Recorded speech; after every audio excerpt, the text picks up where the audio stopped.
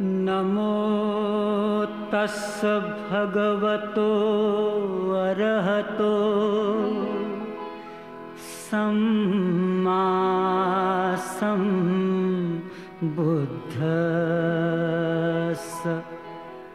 गौतम बुद्धाचा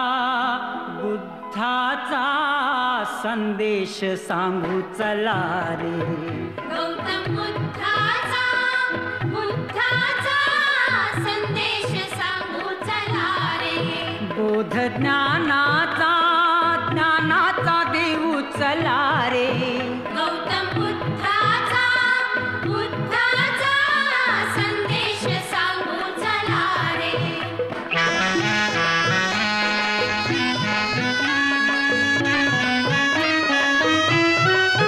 दुःख पापे जिथे ऐसा नदीचा किनारा, मोह माया जिथे ऐसा हा जीवन पसारा। शुद्ध देहाच्या क्षमतेची धारा, प्रज्ञा करुणेच्या ममतेची धारा, विश्व शांतीच्या समतेची धारा। शोध सत्याचा घेऊ चला रे। गौतम बुद्धाचा संदेश सांगू चला रे।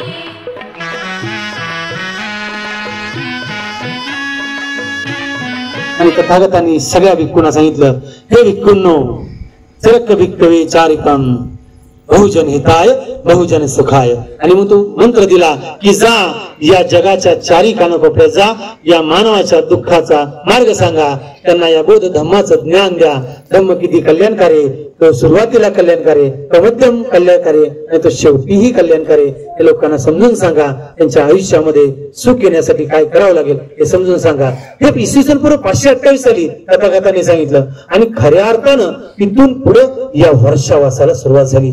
लोकांच्या घरापर्यंत जा, विहारामध्ये जा, त्या काही विहार नव्हती, परंतु घरापर्यंत जा, वस्त्यांमध्ये जा आणि त्या लोकांच्या मानवच्या कल्याणाचा मार्ग त्यांना सांगा। तिथून सुरू झालेला हा वर्षावास आज 2025 पर्यंत आलेला आहे। आणि मग आषाढ पौर्णिमेलाच का असतो याचंही तुम्हाला थोडक्यात जाता जाता वर्णन करतो।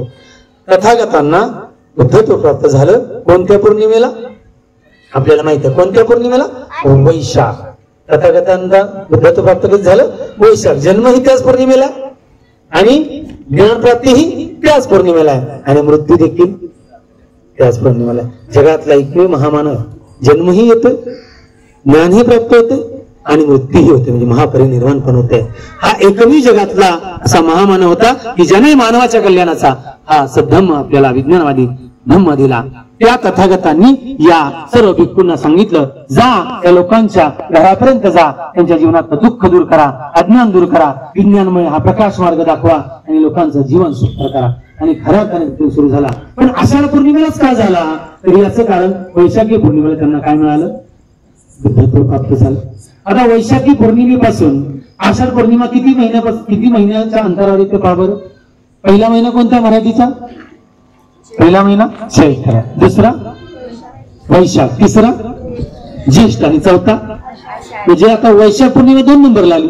चैत्र पहिला महिना मराठी आणि दुसरा महिना वैशाख। वैशाख नंतर तिसरा महिना कोणता आला? ज्येष्ठ। मग वैशाख महिने त्यांना ज्ञान मिळालं, म्हणजे 1 महिना धरा त्यांना ज्ञान मिळालं।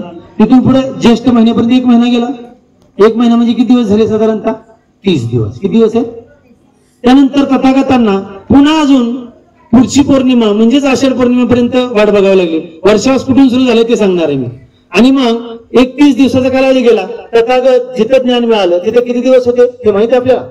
तथागत जिथं बुद्धत्व प्राप्त झाले त्या ठिकाणी जवळजवळ 7 आठवडे त्याच ठिकाणी होते जिथे त्यांना ज्ञान मिळालं। ते 7 आठवडे त्याच आसनाच्या शेजारी ते भोवती आसपास फिरत होते, शोधत होते, चिंतन करत होते, मनन करत होते। इतकं मी त्याग केलाय, इतकं कडक सगळे उपवास केले, व्रत केले, सगळ्यांनी सांगितलेली कामं केली, परंतु मला याच ठिकाणी बुद्धत्व का प्राप्त झालं? तथागत त्या विचार मुद्रित होते। त्या 7 आठवड्यांच्या या काळामध्ये तथागतांनी ते चिंतन मनन केलं। 7 आठवडे जर पाहिलं, एका आठवड्याचे दिवस किती येतात? एका आठवड्याचे 7 दिवस। 7 आठवड्याचे किती झाले? करणं हे आपलं काम आहे आणि ते काम आम्ही या टीमच्या माध्यमातून प्रत्येक गावात जाऊन ते करण्याचा मी प्रयत्न करतो। काही गाव आम्ही असे अजिबात चांगल्या पद्धतीने बघितलेलं नाही. 5-5 वेळा बोलावलं तरी कुठेतरी 4-5 माणसं येतात. जी माणसं खरंच न बोलावता मनापासून येत असतात ते कार्य करतात. पण बळजबरीनं आलेला माणूस कुठल्याही पद्धतीने कार्य करू शकत नाही. त्याला मनाची आवड लागते आणि अशीच माणसं जमवण्याचा, अशीच माणसं एकत्रित करण्याचा हा छोटासा प्रयत्न आम्ही करीत असतो. त्या प्रयत्नाला आम्हाला बऱ्याच गावात चांगल्या पद्धतीने आम्हाला या ठिकाणी प्रतिसाद मिळत असतो आणि अशाच लोकांच्या पर्यंत बौद्ध धर्माचं कार्य त्यांच्यापर्यंत पोहोचवणं हे सर्वांची जबाबदारी आहे. तशी लहान मुले हे जो गाडा आहे हा गाडा डॉक्टर बाबासाहेबांनी गौतम बुद्धांनी जो पुढे नेण्याचा प्रयत्न केला तो गाडा आपण पुढे न्यायचा आहे. जरी आपल्याला पुढे जरी न्यायचा जमला नाही तर तो किमान मागतही ढकलू नये किंवा मागतरी नेऊ नये आहे त्याच जागेवर ठेवा. कारण का येणारी पिढी ती मागच्या पिढीला विचारणार आहे की काय केलं या लोकांनी.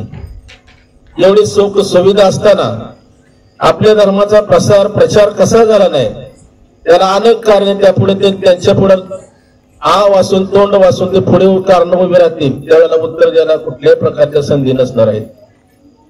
म्हणून कोणत्या का होईना माध्यमातून आपण या बौद्ध धर्माचा प्रचार करणं अतिशय गरजेचं आहे. आताच तुम्हाला वर्षावास म्हणजे काय त्याची अतिशय उत्कृष्ट अशी माहिती आमचे सचिव बाबासाहेब जगताप यांनी या ठिकाणी सांगितलेलीच आहे. त्याच्यात काही मी आता शिरत नाही. पण आता जो काही कार्यकाल आहे बौद्धांचं कार्य कुठलं आहे, कर्म सिद्धांत कोणता आहे त्याविषयी आपण या ठिकाणी त्यांची थोडक्यात माहिती मी आपल्यासमोर मांडत आहे.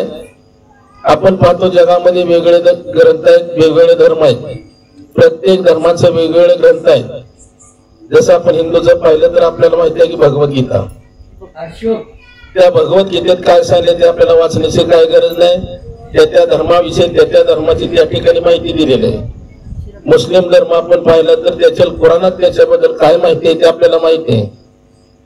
ख्रिश्चन धर्म असेल त्यांचं वेगळं पुस्तक आहे त्याला आपण बायबल या नावाने ओळखतो.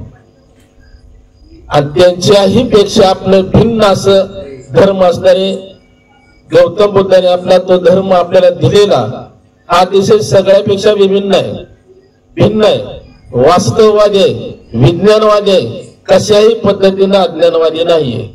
असा हा सुंदर खरा वास्तविक धर्म आपल्याला या ठिकाणी मिळालेला आहे आणि तो म्हणजे बौद्ध धर्म. ज्या बौद्ध धर्माची सुरुवात भारतातच झाली पण भारतातच प्रसार त्याचा कमी पडलाय.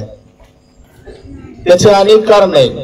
आपण बाकीचे जर राष्ट्र पाहिले जपान असेल, थायलंड असेल, चीन असेल, श्रीलंका असेल या देशात बौद्ध धर्माचा प्रसार अतिशय वेगाने झालेला आहे. पण ज्या गौतम बुद्धांचा जन्म भारत देशात झाला, भारताच्या भूमीत झाला, त्याच भूमीत बौद्ध धर्माचा प्रसार कमी होणं ही अतिशय लाजिरवाणी गोष्ट आहे. पण ती प्रसार आपण कशा पद्धतीने पुढे न्यायचा आहे, का न्यायचं आहे, त्याचं तत्व काय, त्याची माहिती काय, ती इतर लोकांच्या पर्यंत सांगणं पोहोचवणं आपलं कर्तव्य. मग तशात मग या बाबा गौतम बुद्धांचं कार्य काय, त्यांचा सिद्धांत काय. कार्य म्हणजे काम. जे आपण कोणत्याही पद्धतीचं आपल्या हातातून जे काम करत असतो त्याला आपण कार्य या नावाने ओळखत असतो. पण कार्य कसं असावं, कार्य अतिशय सुंदर, व्यवस्थित आणि खरं असावं. कार्य कुठल्याही पद्धतीनं खोटं करणं अजिबात ते पचत नाही. कार्य करताना त्याच्यात उत्सुकता असली पाहिजे. कार्य कसं करावं, पापमुक्त करावं, कर्म चांगलं, फळ चांगलं मिळत असतं. हेच आपल्याला गौतम बुद्धांनी या ठिकाणी सांगितलं की तुम्ही चांगल्या पद्धतीने कर्म करा, फळ तुम्हाला त्याचं अतिशय उत्कृष्टच मिळणार आहे.